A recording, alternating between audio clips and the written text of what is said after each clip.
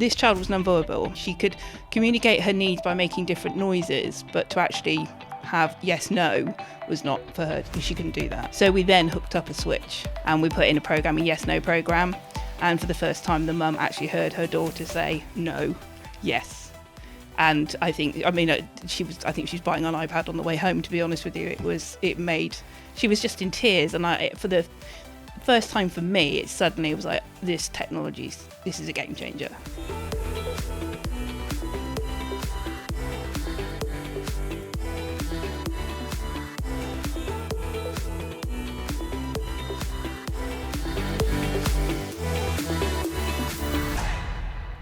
Hi everyone and welcome to empowerED. My name is Ricky Brown and I'm an Apple Professional Learning Specialist at Sync. Today I'm joined by Lucy Winton, Children and Young People's Technical Manager, and David Lewis, Technology Specialist, both joining us from the Guide Dogs Association for the Blind. Welcome Lucy and David. Thank you. Hiya. Today we will be discussing the impact of Guide Dogs Tech for All scheme and how assistive technology can make a difference in the lives of children across the UK. So, first question. What does achieving equity through the use of tech look like to you? And I'm going to ask you first, Lucy. For me, it's making it an even playing field for children with a visual impairment, whether it be that they've got low vision or whether it be that they're a Braille user.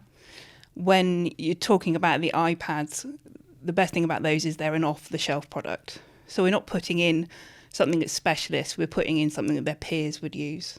And the way that Apple have built their accessibility into those devices, which is, fantastic, allows somebody with a vision impairment to do so many different activities. And it could be just a simple thing, being able to interact with their family, with their siblings, with their mum and dad, on a device that the whole family can use, and it's not that specialist bit. That's the bit I love about iPads, is it just makes it, like I say, an even playing field. Like you said, it's an off the shelf. That's the big thing, because we find that when we work, particularly with teenagers, when you're trying to introduce specialist tech, so say you're trying to put like a video magnifier in, particularly when they're, back in the day, they were very big devices at big screens and they weren't portable. Even the ones today stand out. If you're in with a child with a vision impairment, they're a teenager, they're really conscious of that.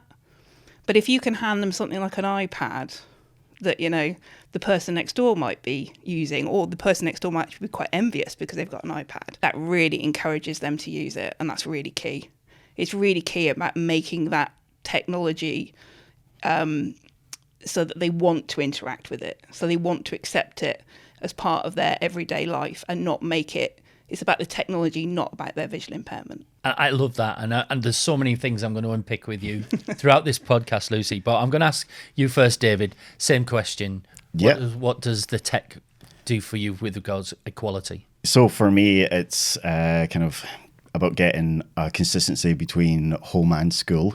Like if you've got technology in school that works really well for you, whether it's assistive software, the iPad, video magnifiers, if you've got that in school and then get it in at home as well, it means that you're not kind of having to go from spending all day straining your eyes looking at material that's maybe not in a suitable print size for you, and you can go home and just know how the technology works because you use it in school.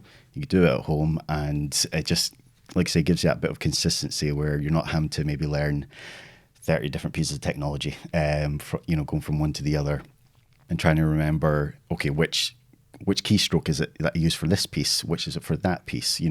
How does the voiceover on this work? Things like that. So that's kind of what it's about for me, is just if you've got it in school and you've got it at home, it gives you that nice balance and the consistency between them. I think what you've mentioned there as well is that learning curve of being how to use it is massive. There isn't so many things to try and learn. Yeah. You can use it in one place and it's equitable for wherever you're going to use it. And bringing into what you've said, Lucy, before, it's about not highlighting the visual impairment for the child. It's about trying to make it a normality. Obviously, we want to talk about Tech for All.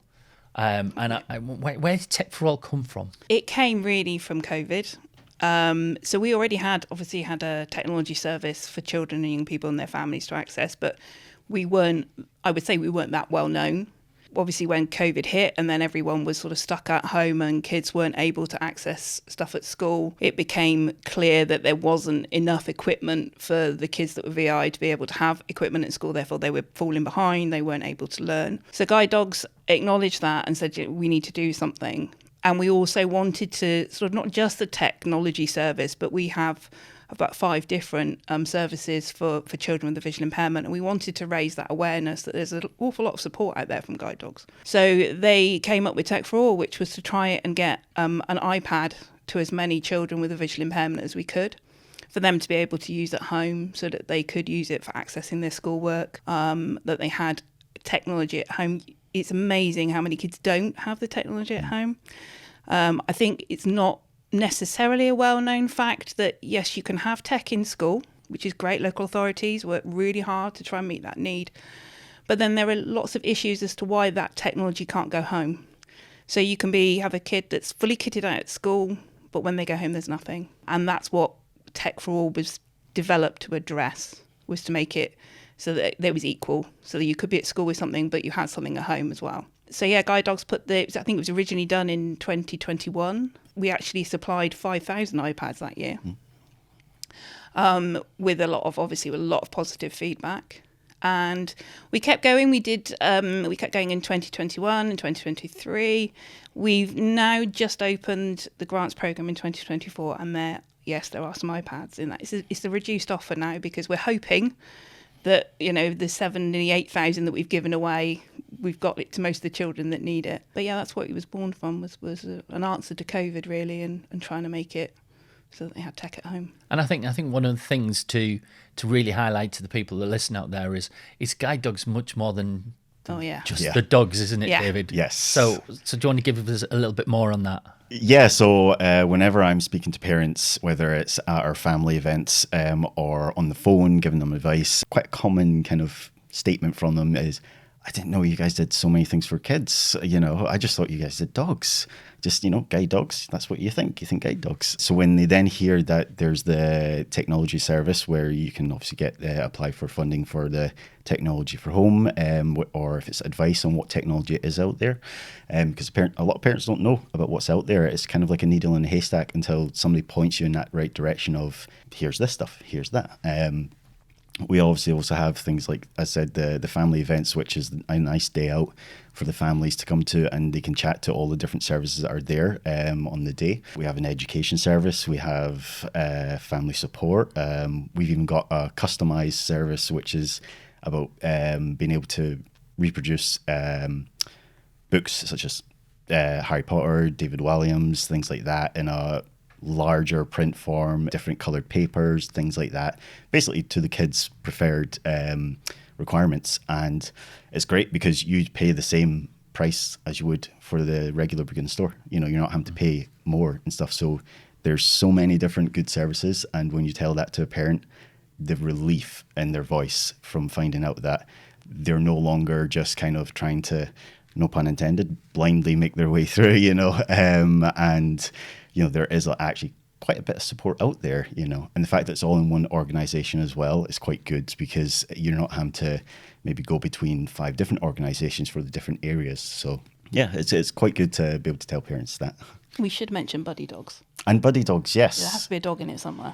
Yes, so we do have the buddy dog service as well, where they can get a child can kind of apply to have a dog that's maybe not made it into the guide dog side of things, and obviously they can learn more about having a dog, what comes into it, so then eventually when they grow up, they can get a guide dog, so they already know, okay, there's a lot that goes into looking after a dog, and gives them a bit of companionship as well. That's kind of quite a big thing as well for the kids. So I think from just listening to there, it's about really allowing everyone to actually feel comfortable with the life that they want to lead, and be able to live the life that they want to. Yeah. I just want to pull back onto a little bit on Tech for All, and obviously giving these devices to a lot of people. Yeah. Surely that must be daunting to not only the child, but the parents and so on. So what support do you give them? Well, that's kind of where sort of working in partnership has really come into effect. So when we originally did Tech for All, we came up with a learning platform that you can access via the Tech for All pages on the Guides website. The learning platform is really about how do you make the most out of your iPad, and that's been really good. We also have which is something myself and David do, which is information and guidance. So if a parent can't find the answers there, they can actually make a phone call and talk to one of us, and we can talk them through, you know, what it is they're trying to achieve, whatever tech it is they're using. And then we have a colleague called Tommy, who's been out working with our habilitation staff who work directly with the children, and he's been sort of empowering the staff to be able to deliver some of these techniques that you can use to make the most out of particularly out of an Apple device. I mean, I've worked with Tommy, Yeah. and I've worked with your habilitation specialists and so on, and they are fabulous about what they do, and the training that you give them to understand the accessibility functions that are on here. You mentioned some of the different things that these devices can do and assist the children. Mm-hmm. Do you want to build on any more of that, David? Like the technology itself, given that there's such a wide range of different types of technology out there. Obviously, you've got your Braille technology, you've got your magnifier technology, your digital technology, such as your assistive software. But it's not just about the big fancy pieces of kit. You know, it's not the big sparkly things that cost like £3,000 or whatever. It's also about things like high contrast keyboards. So keyboards that have maybe bigger buttons that are yellow with black font on it, or vice versa. Things like maybe just a bit of a bigger mouse, you know, stuff like that, where actually a small thing, which wouldn't be small to the child, you know, can actually make a massive difference. So an example that I had was a parent I was speaking to had their child had a physical disability as well, but they loved the iPad, and so when they were trying to touch something on the iPad, they couldn't just push it with one finger. They actually kind of did like a grabbing motion, and what that then did was it meant the app would close or it switched to a different app, and then the child would become kind of a bit frustrated. So being able to tell them just like, well, actually there's the feature, the guided access feature, I think it's called, on the iPad, where it'll lock to that specific app that you're using at the time.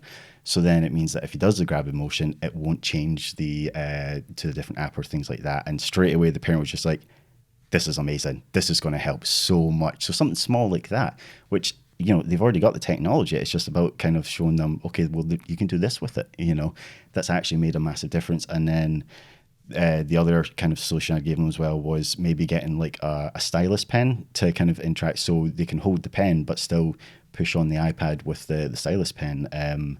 I did obviously say maybe get a rubber tipped one that's a bit squishy, so they're not, you know, maybe smashing the screen. But yeah, it's kind of, you know, little things like that as well, where it's just, it's really kind of just all about giving them that solution with what's best for the child.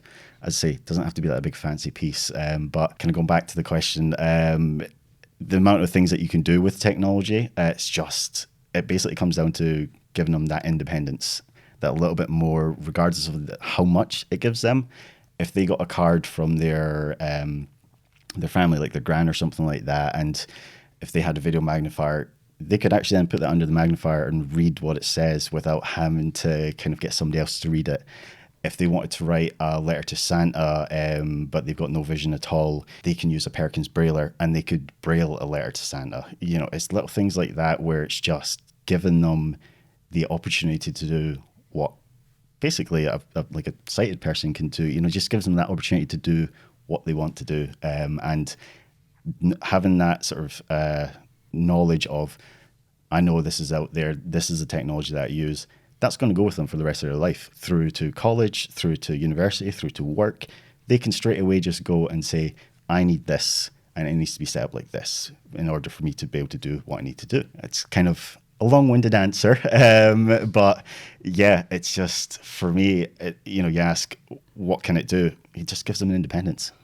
And I think doing my job as I do, I do a lot of training on different types of accessibility. But when I was training with Tommy and your rehabilitation specialist, that was eye opening to me about why does increasing the size of the font, why does actually making them bold actually make a difference to a child with visual impairment. So I was learning through that.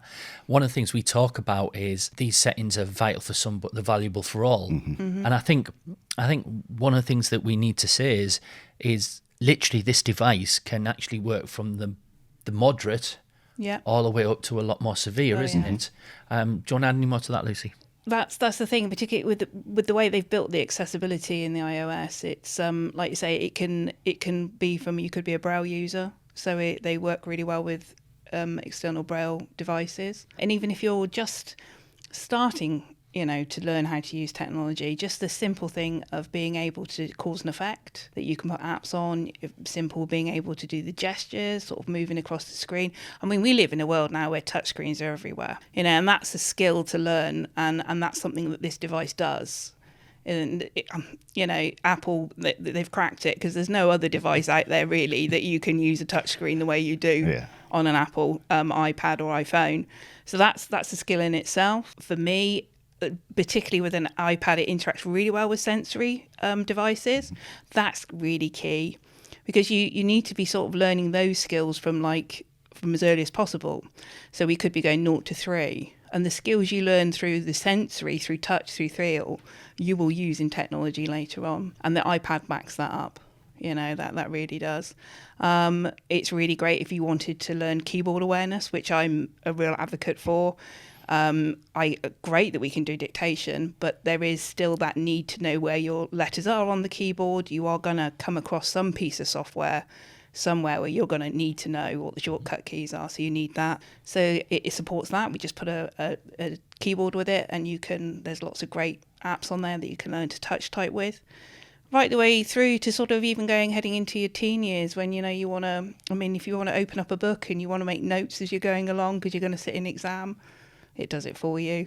You can take voice notes on there. There's so much it does that, I'd need all day to explain everything, really. I think I agree. And it's I remember being in the classroom, and then for some children, we needed to print out this yellow sheet into A2 and sitting next to somebody, and then they couldn't sit next to anyone. We're not highlighting that out anymore, are we? With giving them this device, which is one of the things you talked about, that this just becomes a normal thing. And as we've been talking before, you said that sometimes actually these children are getting the device, and they're the ones that everyone's going, can I use your device? Can I use your device? And it's been a nice thing rather than a negative. Do you find that, David? It's funny that you say that. There was a parent that I was speaking to, and their child just was adamant about not having a laptop or anything like that in school. They just wanted to basically struggle because they were that concerned with how much they would stand out.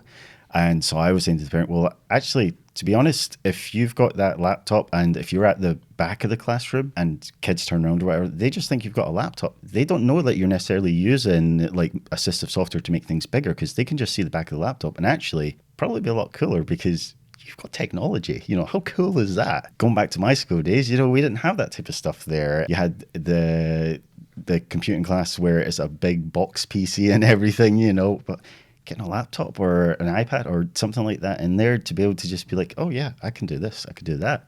They're going to be very jealous, all the other kids. So it just, it kind of gets, it does. I understand that, other kids can be kind of a bit cruel and things when, if there's even the slightest thing that's different, they'll jump on it kind of thing. But having some of that tech in there, and giving them the right kind of tech as well, sort of will give them a bit more, they won't have to stay up at the front of the class as well. And again, that's kind of causing them to stand out as well. And it's not kind of going back to independence, it's giving that freedom of choice of where they want to sit. They don't have to sit at the front of the class. They can sit wherever they want because the device will let them stream what's on the interactive whiteboard to their device, or they have a distance camera set up so that they can zoom in on the screen, on the whiteboard, and then be able to view it through their device as well. So yeah, Same for television, though, isn't it? yeah, exactly. That's the big thing. Is that they're not actually sat in front of the television at home blocking everybody else's view. Is that Yeah. and you can do it with an iPad and number of devices. They can actually sit back with the rest of the family Yeah. and watch what's on that screen. Yeah, that's a regular kind of question we get asked. Is just like, well, is there a solution for being able to like watch the TV, but also everybody else be able to watch the TV because they're not have their head in the way? Trying to come up with all these solutions as well is and it's like you fun. said, it's the independence, isn't it? That's what. Yeah. It's the fact they take control of the device. So it's kind of like, because kids are just like sponges, aren't they? Oh, yeah. And they'll be figuring it out before you're sort of trying to unbox it. They've already got it. They'll be telling the parents how to do it. Exactly. And it's like that whole kind of going in and they've already worked out what settings they Yep. need. I mean, I wonder how many, you talk to parents, and I wonder how many parents didn't realise that actually their kid preferred black on yellow for all those years. But as soon as they get like an iPad, that's the first thing Yeah. they do is go and change the contrast colours and then go, yeah, I can read that so much better. Yeah, and it's good kind of being able to tell the parents as well about stuff like that, where it's just like, just go play about with it. Try the different color schemes and things like that, just to see what does actually work. Kind of like going back to the customized service where you can email them, you can get a free sample book sent out, and it's got all the different color pages and font size and things like that. I've said to some parents, get something like that, sit in front of your kids, and just see what's best for them. Because I think it was like a bit of a sort of recent diagnosis, so they were still trying to learn things. So it's like, well, there's an easy solution. Get something like that. See what the child says. Like, oh, I can read that. Because you can ask the parent, and they'll be like, I think font 26. Yeah, That's what it says on the report, and that's not always. Yeah, exactly. Because a lot of times as well, I will hear, well, their actual font size is 26, but they can read 18. And it's like, yeah, but how much are they struggling to read that 18? How much is strain are they putting on their eyes? It's better to go with the comfortable size and have the child actually say, yeah, this is the comfortable size, because again, that whole not wanting to stand out thing, if they'll struggle through if it means they don't have to stand out. So yeah. And I think one of the that sentence you've just said is they don't stand out. I mean, when you were talking about like using the device so that you're not sat in front of the TV and so on, it's making the visual impairment to an extent of visibility and invisibility to part of life, if that makes sense, doesn't it? We've always had this sort of saying, well, I've always worked on saying the child comes before the visual impairment.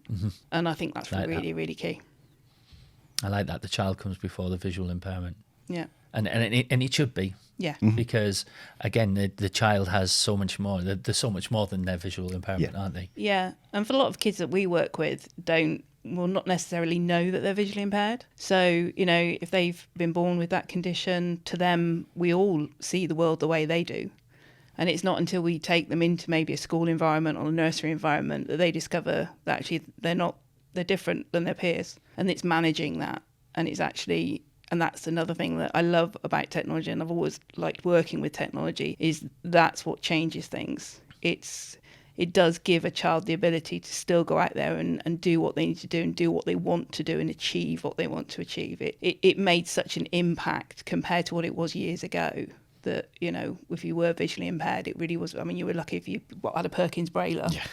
And you were able to sort of access stuff that way. If you wanted to have an enlarged document, they literally used to put it on a photocopier and give you a huge sheet and enlarge it, and then it became distorted and it was really difficult. Technology now has moved on so much that, it's there. It just happens. It's just everyday life. It's the norm. It's nothing. Yeah, there is specialist tech, but you wouldn't necessarily know that. It's just everybody uses it. It's how we live our lives, and that does allow somebody with a visual impairment to just be a part of the world with the rest of us and aim high. Which is the way it should be. Yeah. And I agree with that. That aim high bit is giving a child one of these devices, which let's be honest, they're used in industry. Yeah. They're used in businesses, aren't they? Yeah. So you're actually teaching them skills to allow them to be part of the workforce later on, isn't it? Which I think is amazing. Have you got any more stories? I love the stories about the impact of what some of these devices have done. Have you got any specifics, David?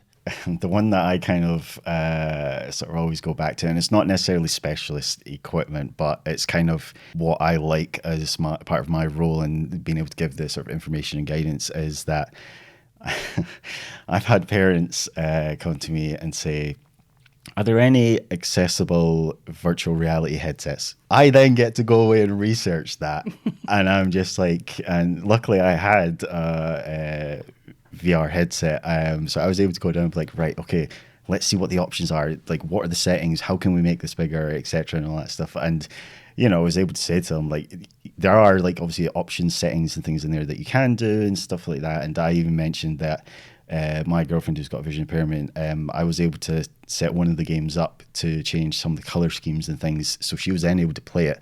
Okay, it was maybe on an easier setting, but she was still able to play it, you know. And the fact that you can say somebody with a vision impairment is able to use a VR headset was fantastic, you know. And I also have them sometimes saying like, oh yeah, we've got like a games console, and we're just wondering how to make that more accessible and things. And again, I'm just like, this is awesome. I love this. So I get to, you know, I get to say it. And I actually, if I have a parent come to me and say, you know, like, this is kind of what we're looking for, this is the question, this is the inquiry. And if I can't find a solution for that, I actually get really disheartened, because I'm just so passionate about trying to give them a solution to the issue. And sometimes I am having to be like, okay, it's not possible, unfortunately, you know, kind of thing. But what about this? You know, as maybe try and sort of find like a little bit of an alternative that's maybe not as quite as exactly what they were looking for, but just trying to be able to provide some sort of advice, something, some little solution to it, whether it's just saying, you know, like, okay, you know, like this type of software isn't accessible, but there's this music software that, you know, if you pair it up with this, you know, you can then do it. So yeah, I get really passionate about it. Well, I can definitely see you passionate about that. Yeah, I mean, yeah. the fact that you've got to play games and all of that, it's a hardship. Isn't it? It's a hardship. So hard. It really is. But I love the fact that, like you said, you're giving alternatives and you're giving an option to this, and the way that technology is moving, it is becoming more equitable and so much. Yeah. What about you, Lucy? Have you got any stories about the impact of what this technology's had? Yeah, I've told this many times before, but it's one that sticks with me. I'll never forget it. Was being at a family event, and a parent came over, and she was actually, the mum was having a conversation with the family support officer, and her daughter, who was in a wheelchair and didn't have much mobility, she could move her hand and her arms and stuff like that. She was sort of to the side of me, and just instinctively I just sort of got the iPad and put the iPad in. I held the iPad for her, and then she started tapping away at the screen. And then the next thing I knew, the mum was just staring at me, and I'm sort of, you know, you okay? And she said, she can interact with that. And we were like, yeah, she's doing okay. This child was nonverbal, so there wasn't, she could communicate her needs by making different noises, but to actually have yes, no was not for her. She couldn't do that. So we then hooked up a switch and we put in a program, a yes, no program. And for the first time, the mum actually heard her daughter say no, yes. And I think she was buying an iPad on the way home, to be honest with you. She was just in tears. And for the first time for me, it was like, this is a game changer. This is big. This is beyond just being able to watch, you know, a movie on a screen.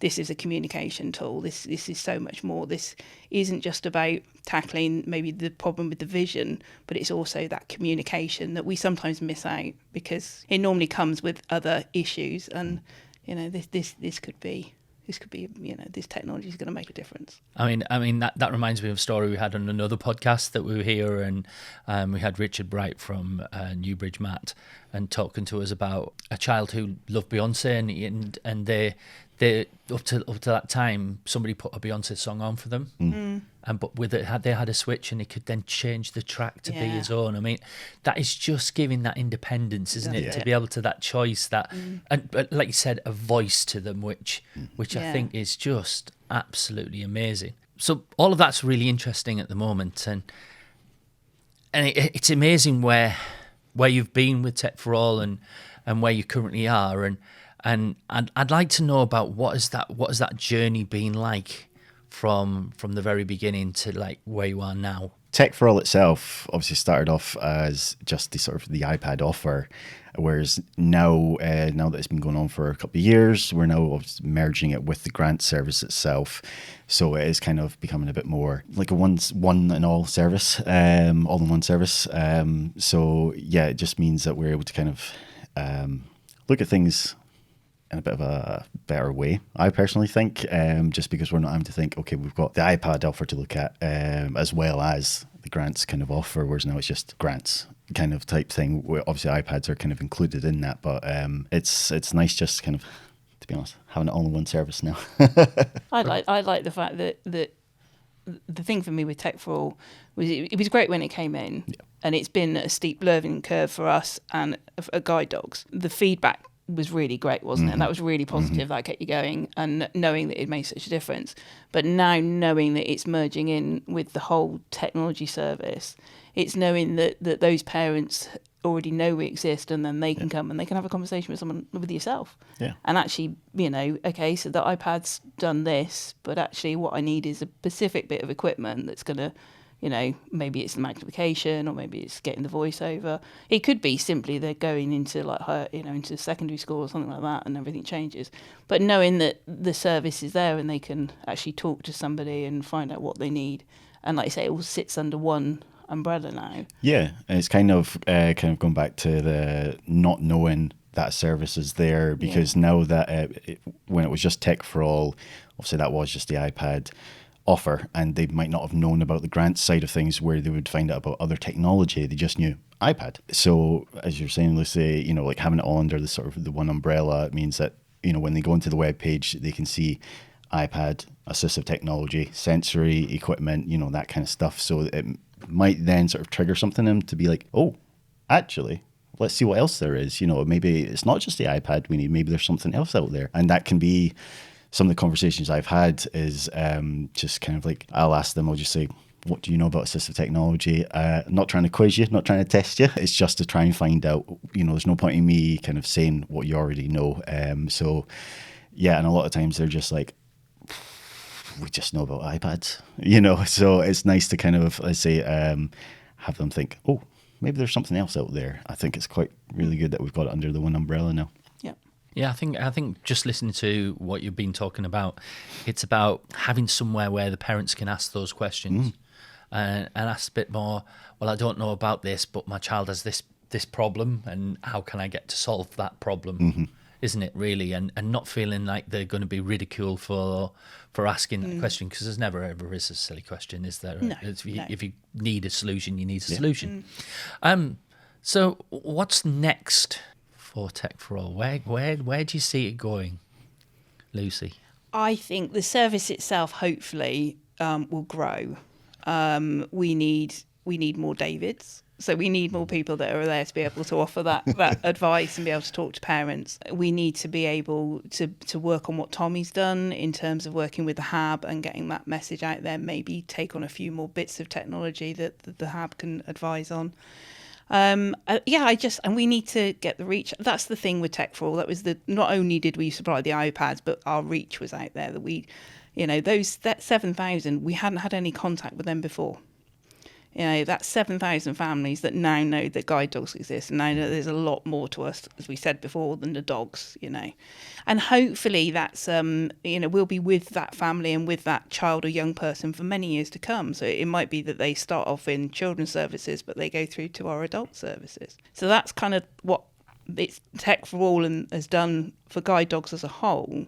But for us as a technology team, we want to really develop that now. We really want to work on that, and we want to get that message out there, that technology really can support your child. And actually, honestly, it's a right. I think it should be a child's right to have that technology and that right to have the same ability to achieve as their peers. And I think that's the message we need to get out there.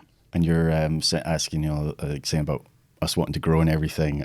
Funny story, we opened the grants recently, and we got an email from somebody who was looking for advice on technology, and turns out they were actually from Salem, Oregon. So apparently we've reached quite We're doing far, quite well. you know. That's going well. That's going well. Yeah. I mean, you must be really pleased for David that she's saying she needs more Davids. I'm just wondering how much gaming you need in these sort of places. Well, but that's the question, isn't it? You know. but yeah, I mean, it's been fascinating listening to both of you talking about the impact that all this technology is having on the young people that you're working with. And as you said, it's not just the young people. It's actually moving into the adult services, and again, it's not just those. You're working with the parents and how the parents are actually seeing how this impact can with the children, which is fascinating, and hopefully this continues for a long time from what you're actually doing. So if we think about the one last question, and I'll ask you first, David. Mm-hmm. What is one success or one challenge that you can come up with that has been through equity, through tech? I would say, I guess a success anyway. I had a parent that I was speaking to at a family event, and they were just wanting to kind of know, they knew some stuff about technology, but because I'd been researching recently about some of the newer technology that had been coming out, because as we know, technology changes every day, I was able to inform them. I didn't have the device with me, unfortunately, but I was able to kind of direct them towards a device called a Habo One, which is a Braille input keyboard for iOS, and they gave them the device and everything. She said, "This is out there, check it out," kind of thing. And an event that was held later on in that year, they actively seeked me out to say they went and bought the device, and the child has loved it ever since. And for me, like, that's a success, because I've been able to give them some small bit of advice that, maybe I was just like, "Oh yeah, this is there, try it," kind of thing, check it out. And they've come back like, "This is amazing. I've been using it every day for the past 2 months," because they actually got it for their birthday. But the fact that they were seeking me out at that event just wanted to say, thanks for the advice. It's been really awesome. So yeah, that's kind of been a big success for me, I think, is just having something like that where they come back and just say, "Thanks, thanks for, we've got so many options now. We had nothing before." I mean, that is so rewarding, isn't it? As a person, that you've been able to help another person to be able to do what they need. And have you got any challenges? I would say the challenges are maybe just trying to, I guess, rein the parents in a little bit, just because obviously they want their child to be able to do everything. And kind of, as we were sort of saying earlier, sometimes it's just not possible because the technology isn't quite there yet. So just trying to sort of rein in parents a little bit, just be like, it's not something that's available now, but in the future there might be. And actually, there was one parent that I spoke to one year, and they were looking for like a multi-line refreshable Braille display. They weren't just looking for the singular ones. At the time, there wasn't anything. A year later, something got announced, and I was able to go back to them kind of and say, "Okay, now it's available." But at the time, they want to have that solution. They want to have that kind of thing. So I do find that a bit of a challenge, is just sort of being like, okay, let's rein it in a wee bit.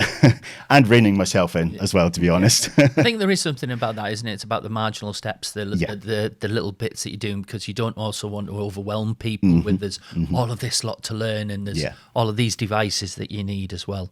I'm going to come to you now, Lucy. Okay. Have you got any successes or challenges that you want to share? I think the successes, I mean, I've been in this role for a number of years, and I mean, I love it. That's why I've stayed in it. So for me, the successes is I've been able to see kids grow and actually go into adulthood, and I've seen how the technology has changed and how it's changed them and what they've been able to do. I can think of some that I worked with them and they were like 4 or 5, and they're off now, they're at university. I know one that's a music producer, and I know it's the tech that made the difference, and that just keeps me going every single day. I think the challenge is I want that message out there. I want people to know it's not just guide dogs, there are other technology services out there, is to say to parents, to the young people themselves, whoever, just please ask about technology, whatever age you are. If you think that you think technology can help, or you don't understand technology, just talk to someone, because there's probably a bit of kit out there. It's really going to help. And I think that is, I mean, you mentioned before about going to Oregon and so on, was the reach still could be bigger. It still could be, there could be somebody sitting down the road from you that just needs this little bit. And it's about asking those questions about where we are. And okay, one last question to you both. What is your top tip for anyone that is thinking about using technology for equity, making their lives equitable for any individual? I'll come to you first, Lucy. Research it. I think, know what your outcome is. What do you want to achieve? What is it that you want to achieve, and how is technology going to be able to help you do that? And research it. You know, look on YouTube, whatever you need to go, Google it, Dr. Google it, whatever you need to do. There probably is something out there, but know what it is that you want to actually achieve with it, and then work towards that. And if I can add a little bit to that, ask the question. Again, ask the question. Research it and ask that question. And ask that question. And same question to you, David. Yeah, I'll actually follow on from that. So I would say my top tip to parents is try and get hands-on with the device. Get the child in front of the device, even if it's at a local Society for the Blind or Technology Resource Centre or anything like that at all. Get the child in front of the device, because then the child can actually interact with it and be like, oh, this does really work, or okay, maybe it's not quite as what I need, because you can research and all that stuff, and you can watch the videos and you can be like, it does this, it does that, it does X, Y, and Z. But then when you try it, it's like, okay, it's just, or it's like really, really awesome, So that's my top tip. If you can, get the child in front of the device to get them just to have a wee play about with it, see how they interact with it, because it might also then spark something in the child who previously didn't want to use technology to be like, oh, this makes life so much easier. Like if they've got a magnifier, put something under it, oh, I can actually read that now, things like that. So I'd say that's my sort of top tip, is get them in front of the device if you can. Can I add on to that? Okay. Listen to your child. Because this is the thing, there are lots of professionals and we've all got opinions and we all, but actually listen to what your child's telling you. Listen to that young person. Listen to your 5-year-old, because they know more than you realise, and they'll tell you whether it's going to work or not, and whether you'll know straight away whether that child's going to interact. They'll either be really interested in that device or they won't.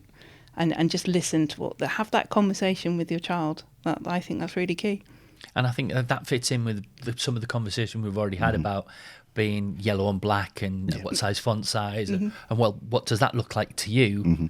There's only one person that can tell you what that looks like. You can't guess that what's going on in somebody else's head, can you? So this, like I said, this is fascinating. I could really talk to you all day about the impact this can do, and just the impact that you guys are making with so many lives is just heartwarming, to be absolutely honest. So I'm going to say thank you very much, Lucy. Thank you very much for David for talking to us about making the lives of children and young adults and stuff as independent as they can be. And thank you very much for you for listening to us to another episode of Empowered.